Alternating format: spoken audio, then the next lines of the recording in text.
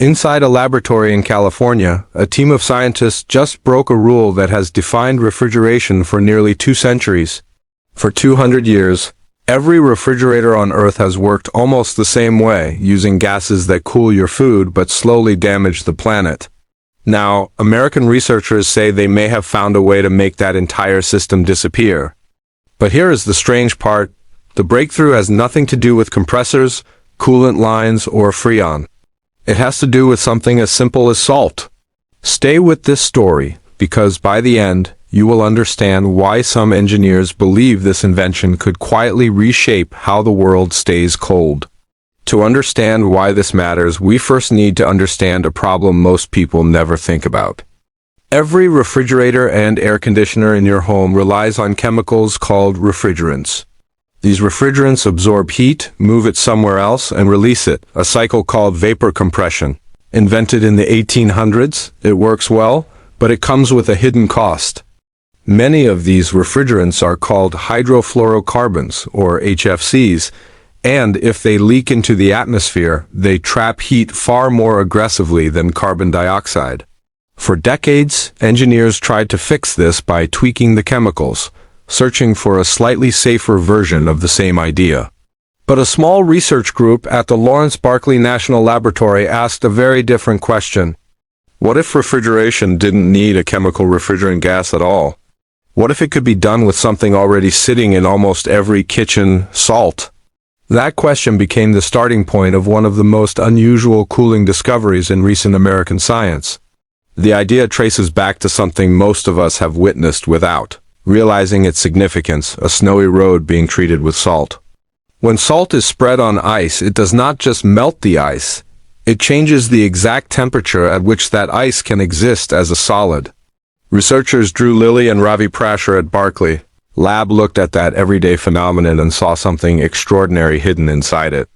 If adding or removing ions could shift the melting point of a material, then that same shift could be used to absorb and release heat, without any harmful gas involved. It sounds almost too simple, and for years, scientists dismissed similar ideas as impractical. Early experiments using this caloric approach to cooling were slow, weak, and far from efficient enough to matter. But this team refused to give up on the concept, and after years of testing, they built something no one had achieved before. They called it ionocaloric cooling, and it would soon be described in one of the world's most respected scientific journals. So how does this invention actually work? Let's break it down in a way that makes sense, even if you've never studied thermodynamics. In a traditional refrigerator, a gas is compressed and expanded again and again, absorbing heat from inside your fridge and releasing it outside. That process requires moving parts, high pressure, and chemicals that can leak into the air. Ionocaloric cooling works completely differently. Instead of gas, it uses a material that shifts between a solid and a liquid state, controlled by electrically charged particles called ions. When the material melts, it absorbs heat from its surroundings. When ions are removed and the material turns solid again, it releases that heat somewhere else. There is no compressor cycling on and off, and in early lab versions, there are no moving parts pushing gas through tubes at all. It is essentially controlled melting and freezing, engineered with scientific precision to move heat exactly where you want it to go. And one detail makes this even more compelling: the materials researchers used, including a compound called ethylene carbonate, can potentially be produced using captured carbon dioxide. That means the same substance that fuels cooling could, in theory, start its life by pulling greenhouse gas out of the atmosphere. If that direction holds up at scale, some researchers suggest that certain versions of this cooling material could even be carbon negative. This is the moment where the story shifts from an interesting lab experiment to a potential turning point. In 2023, the Berkeley Lab team published their findings in the journal Science, and the response from the scientific community was immediate attention. Ravi Prasher stated that the early results from their prototype looked very promising, a rare kind of confidence from a research scientist. But the real breakthrough came when the team compared their new design to earlier caloric cooling attempts from other labs around the world. Their prototype reportedly achieved efficiency levels 4 to 5 times greater than previous solid-state cooling systems. That is not just a small improvement, that is the kind of leap that makes an idea worth taking seriously. Even more surprising, the power density of their early system began to approach numbers close to traditional vapor compression refrigeration. In other words, this was no longer just a theory proven in a physics classroom. It was starting to look like something that could eventually compete with the refrigerator sitting in your kitchen right now. But breakthroughs in a lab are only the beginning of the story. The bigger question is what this could mean for the real world.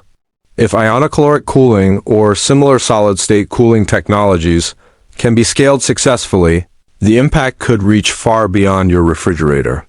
Air conditioning systems, which use enormous amounts of energy and rely heavily on HFC refrigerants, could potentially be redesigned around this same principle. That matters more than most people realize, because cooling systems worldwide are a major source of both electricity demand and greenhouse gas emissions.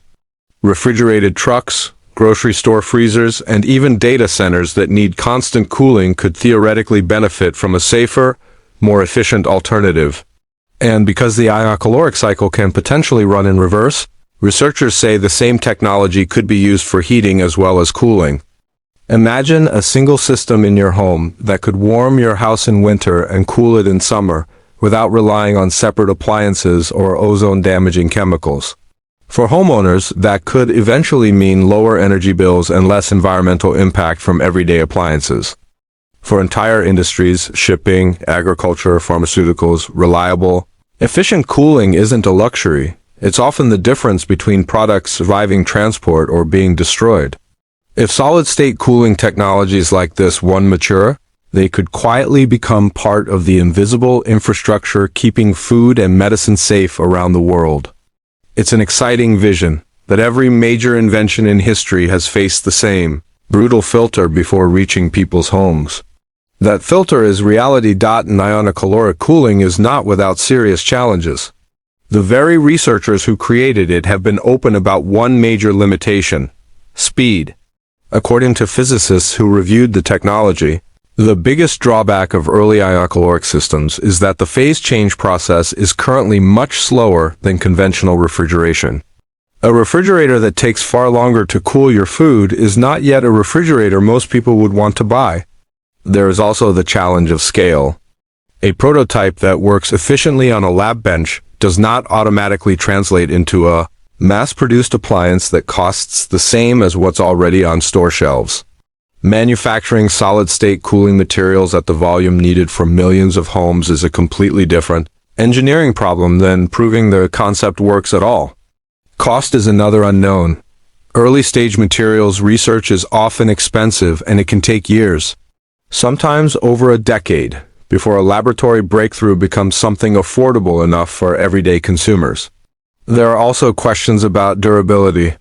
Can these materials handle thousands of melting and freezing cycles over the lifespan of a refrigerator without breaking down? Researchers are still studying long-term performance, and that data will take time to gather. And here's something important to understand about how science actually works. Berkeley Labs' team is not the only group chasing this dream. Other approaches are emerging in parallel, each attacking the same problem from a different angle.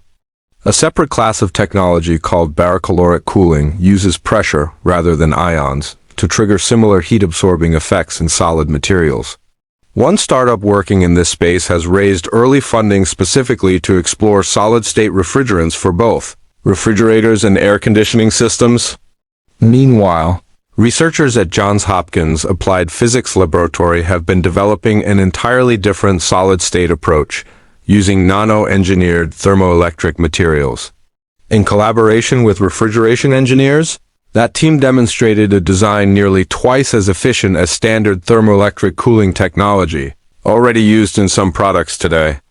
None of these technologies are identical, but they share the same underlying ambition: cooling the world without the environmental cost of traditional refrigerants.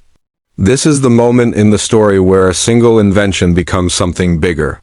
It becomes a race, a competition between multiple American research teams, each trying to solve one of the most overlooked problems in modern life. And that competition might be exactly what pushes this technology from a laboratory curiosity into something households actually use. So what happens next? According to the Berkeley Lab team, their next step is not just refining the science, it's building a company to attempt to commercialize the discovery. That is a significant shift because it means moving from academic publication into the messy, expensive, high-stakes world of product development. Researchers say they hope to keep improving the efficiency and speed of the ionocaloric cycle so it can eventually support the scale that industrial cooling demands. If they succeed, the materials could one day be integrated into next-generation refrigerators, commercial freezers, and even large-scale air conditioning systems. If they don't, the underlying science may still influence future cooling designs, even if this exact version never reaches your kitchen. That is simply how invention works. Not every breakthrough survives the journey from lab to living room. But every one of them changes what the next generation of scientists believes is possible. It's worth pausing here to appreciate what's really being challenged. Refrigeration is one of those inventions so deeply embedded in daily life that most people never question how it works. It was called one of the most disruptive technologies of the last century, because before it existed, keeping food safe meant relying on ice, salt, and constant uncertainty. Now, a new generation of American scientists is asking whether the very foundation of that invention needs to be rebuilt. Not because refrigerators are broken, but because the world they operate in has changed. Climate concerns, energy costs, and environmental regulations are pushing engineers to imagine cooling systems that simply didn't need to exist a century ago. And that shift in thinking may be just as important as the science itself, because innovation rarely starts with a perfect answer. It starts with someone willing to ask an uncomfortable question about something everyone else assumed was already settled. 200 years from now, will people look back at compressor-based refrigerators the same way we look back at iceboxes today? No one can say for certain, and any responsible scientist would tell you the same thing. This technology could take another decade of refinement before it appears anywhere close to your kitchen. It may never fully replace the refrigerator as we know it, or it could become the quiet standard hiding inside the next generation of appliances. But somewhere in a lab in California, engineers proved that an idea as simple as salt on a winter road could challenge 2 centuries of engineering assumptions. And maybe that's the real lesson hidden inside this story. The next great invention rarely announces itself with fanfare. It starts quietly, tested by a small team, published in a journal most people will never read. It grows slowly, filtered through failure, funding, and years of refinement. And only much later, if it survives that journey, does it reach the appliance sitting in your kitchen, doing its job without you ever thinking twice about the science humming quietly inside it. So the next time you open your refrigerator door, remember this. Somewhere, right now, a team of American scientists is trying to reinvent the very idea of cold.